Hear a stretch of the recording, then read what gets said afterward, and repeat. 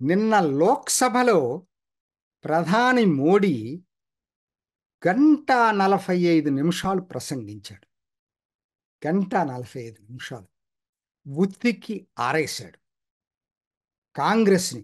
మిగతా ఏ పార్టీని టచ్ చేయలే. కాంగ్రెస్ని తప్పితే ఏ పార్టీని టచ్ చేయలేదు. జవహర్లాల్ నెహ్రూ దగ్గర నుంచి, ఇందిరాగాంధీ దగ్గర నుంచి, ఇప్పటి నాయకులు వరకు, రాహుల్ గాంధీ వరకు ఉత్తికి ఆరేశాడు.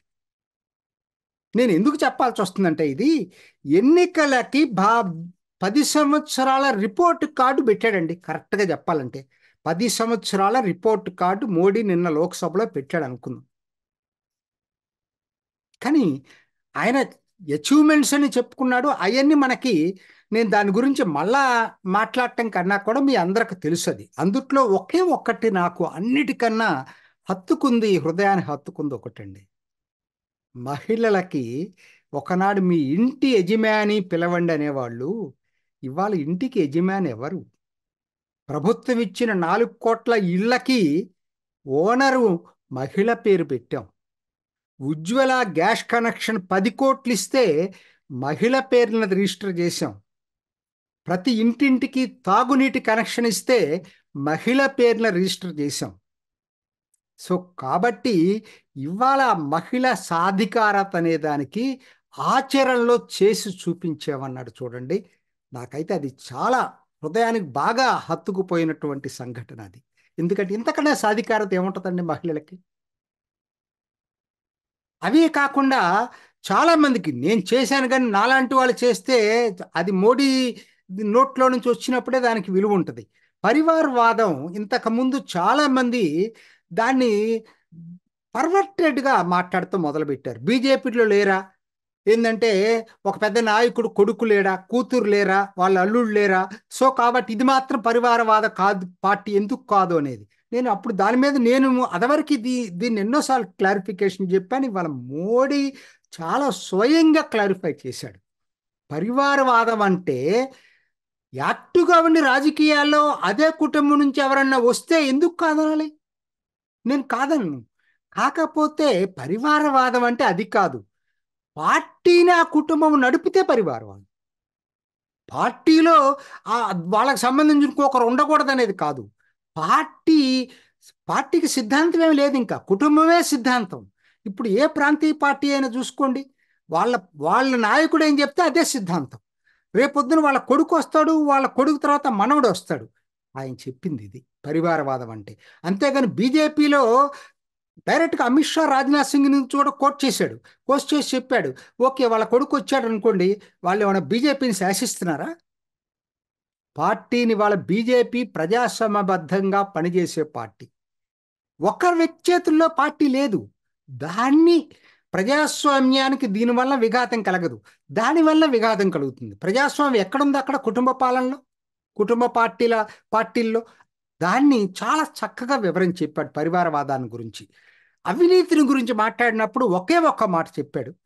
మిగతా అన్ని పక్కన పెట్టండి. ఈడీ ట్రాక్ రికార్డ్ అండి. యూపీఏ 10 సంవత్సరాల హయాంలో 5,000 కోట్ల ఆస్తులు జప్తు చేస్తే, ఎన్డీఏ 10 సంవత్సరాల హయాంలో 1,00,000 కోట్ల ఆస్తుల్ని ఈడీ జప్తు చేయగలిగింది. ఇంతకన్నా ఏం కావాలండి? అయినా మాట్లాడుతూనే ఉంటారు టీవీల్లో. రాజకీయ నాయకులు వాళ్ళ మీద, దాంట్లో వాస్తవం ఉండొచ్చు, ఏది అపోజిషన్ పార్టీ వాళ్ళ మీద. కానీ రిజల్ట్ కనపడుతుంది కదా. 1,00,000 కోట్ల రూపాయల ప్రజల సొమ్ము తినేస్తే దాన్ని కక్కించారండి. మాకు ఇవన్నీ అనవసరం. ముందు అది ప్రజల సొమ్ము అయింది కదా, ప్రజలు 1,00,000 కోట్ల రూపాయలు. అది నా దృష్టిలో చాలా ఇంపార్టెంట్. దాంట్లో భాగంగా ఆయన చెప్పింది, ఆరోపణలు ఎదుర్కొంటున్న వాళ్ళు విచారణ ఎదుర్కొంటున్నారు, పక్కన పెట్టండి. కోర్టులు నేరస్తుడని చెప్పి తీర్పు చెప్పిన తర్వాత పెరేల్ మీద బయటకు వచ్చిన వాళ్ళు కూడా నీతులు చెప్తే వినే దౌర్భాగ్య స్థితిలో సమాజం ఉందని చెప్పి చాలా బాగా చెప్పాడు ఆ విషయం. అది వాస్తవం. అట్లానే అధిక ధరలు, యూపీఏలో ఎప్పుడు డబుల్ డిజిట్ తగ్గేది కాదనేది, చివరగా దేశం విడిచిపోవాలనేటువంటి ప్రకటనలు చేసే వాళ్ళు కూడా ఉన్నారు పార్టీల్లో అనేది. అంతే కదా. నిన్న డికే సురేష్ మాట్లాడిన దాని మీద చాలా చురకలు అంటించాడు ఆయన. సరే, ఎందుకు నేను ఇదని చెప్తున్నా, ఈ వారంలో ఈ పార్లమెంట్ సమావేశాలు అయిపోతాయి, ఎన్నికలు వస్తున్నాయి కాబట్టి న్యాచురల్గా 10 సంవత్సరాలు అయిపోయింది కాబట్టి ఇంకా ఆయన చెప్పుకోవటానికి పార్లమెంట్లోకి ఎక్కడా లేదు. ఇది ఒక్కటే అవకాశం. మోషన్ ఆఫ్ థ్యాంక్స్ టు ప్రెసిడెంటే అవకాశం, అక్కడ చెప్పుకున్నాడు. సరే, ఇప్పుడు నా టాపిక్ ఏంటంటే, ఎన్నికల శంఖారామం పార్లమెంటు సమావేశాలు అయిపోగానే మోడీ పూరించబోతున్నాడు. ఫిబ్రవరి 17, 18వ తేదీ మనకు తెలుసు కదా, భారత మండపం G20 జరిగింది. అక్కడ బీజేపీ ఓ పెద్ద సదస్సు నిర్వహిస్తుంది. పెద్ద సదస్సు అంటే క్రింద లెవెల్ దాకా మున్సిపల్ కౌన్సిలర్సు, అంటే బీజేపీకి సంబంధించిన అన్ని సంస్థలు, కింద అట్టడుగు సంస్థ దాకా మున్సిపల్ కమిటీ ఉంటే వాళ్ళు కూడా అందరూ అక్కడికి వచ్చి 2 రోజులు దాంట్లో మాట్లాడుకోవటం జేపీ నడ్డా ప్రారంభిస్తాడేమో. ముగింపు ఉపన్యాసం 18వ తేదీ మోడీ చేయబోతున్నాడు. దాంతో ఎన్నికల వేడి మొదలవుతాం ఫిబ్రవరి 17, 18.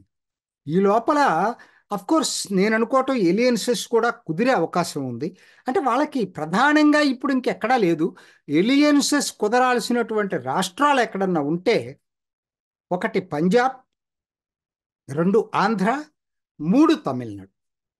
ఈ మూడిట్లో కొత్తగా బీజేపీ ఏం చేయబోతుంది అనేది అందరూ ఆసక్తిగా ఎదురు చూస్తున్నారు.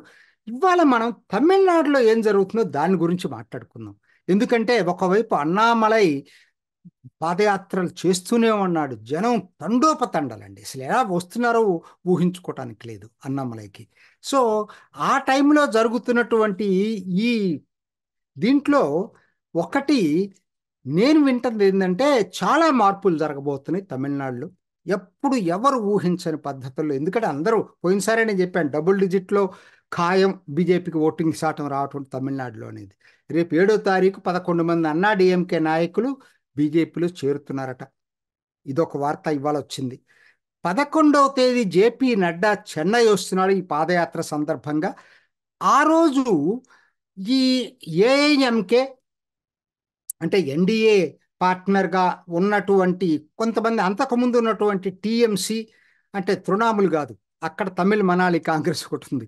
అట్లానే ఈ డిఎండికే కెప్టెన్ విజయకాంత్ ఇప్పుడు చనిపోయాడు, కానీ వాళ్ళ భార్య ప్రేమలత వాళ్ళతో కూడా మాట్లాడతాడని తెలుస్తుంది. అట్లానే కొత్తగా అన్నాడీఎంకే చేరట్లేదు కాబట్టి ఏఎంఎంకే, అప్పుడు అన్నాడీఎంకేలో చీరి టీటీవీ దినకరన్ వేరే పార్టీ పెట్టాడు కదా, తనతోటి కూడా జేపీ నడ్డా సంప్రదింపులు జరిగే అవకాశం ఉంది. అట్లానే ఈ పన్నీర్ సెల్వంతో కూడా సంప్రదింపులు జరిగే అవకాశం ఉంది. ఇప్పటికే బ్యాక్ ఛానల్స్లో ఈ సంప్రదింపులు జరుగుతున్నాయి. పిఎంకే కూడా జాయిన్ అయ్యే అవకాశం ఉంది. నిజంగా అన్నాడీఎంకే తరఫున ఏ పార్టీలు ఉంటాయో తెలియదు, కానీ బీజేపీ సరసనే వీళ్ళందరూ చేరే అవకాశాలు కనపడుతున్నాయి. కాకపోతే ప్రాబ్లం ఎక్కడ వస్తుందంటే, వాళ్ళందరూ రాజ్యసభ కావాలని, లేకపోతే ఎక్కువ సీట్లు కావాలని, కాబట్టి అలా ఏదైనా చెడిపోతే అన్నాడీఎంకేకి వెళ్ళాలి. కానీ వీళ్ళు మామూలుగా అయితే వాళ్ళు ఇవాళ బీజేపీ వైపు చూస్తున్నారు. అంటే వాళ్ళకి అర్థమైపోయింది ఏంటంటే, అన్నామలై వెంటే ఇవాళ కేంద్రీకృతం అయ్యింది జనం, అన్నాడీఎంకే వైపు కాదనేది ఈ పార్టీలకు కూడా అర్థమైంది. కాబట్టి బీజేపీ వెంటే నడవటానికి నిర్ణయించుకున్నారు. 11వ తేదీ జేపీ నడ్డా వచ్చేటప్పటికి కొన్ని పరిణామాలు జరుగుతాయి. ఆ తర్వాత తన యాత్ర ఫిబ్రవరి 25వ తేదీ పల్లడం, తిరుప్పూరు జిల్లాలో పల్లడంలో ముగించబోతున్నాడు. 234 నియోజకవర్గాలు తిరిగి అక్కడ చివరిగా పల్లడంలో మోడీ ముగింపు సభ, మోడీతోటి ముగించబోతున్నాడు పాదయాత్ర అన్నామలై. దానికి 10 లక్షల మందిని సమీకరిస్తున్నారు. అవసరంలా సమీకరించ మోడీ ఇవాళ అన్నామలై కల్టు, మోడీ కల్టు 2 కలిసినాయి అంటే తమిళనాడులో కూడా విపరీతంగా జనం వచ్చేస్తారు. అది ఎందుకు మార్పు వచ్చిందో తెలియదు, కానీ తమిళనాడులో కూడా ఇద్దరి మీద కూడా అటువంటి అభిప్రాయం వచ్చింది. సో కాబట్టి తమిళనాడులో ఫిబ్రవరి 25 అన్నామలై పాదయాత్ర ముగిసే సమయానికి ఓ పెద్ద సభతోటి ముగియబోతుంది.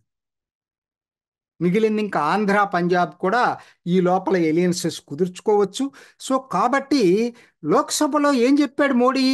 ఈసారి నా టార్గెట్ బీజేపీకి 370, ఎన్డీఏకి 400కు పైగా.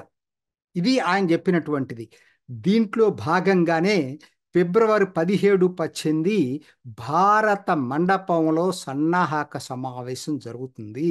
సో కాబట్టి ఎన్నికల శంఖారావంకి సమయం సిద్ధమైంది.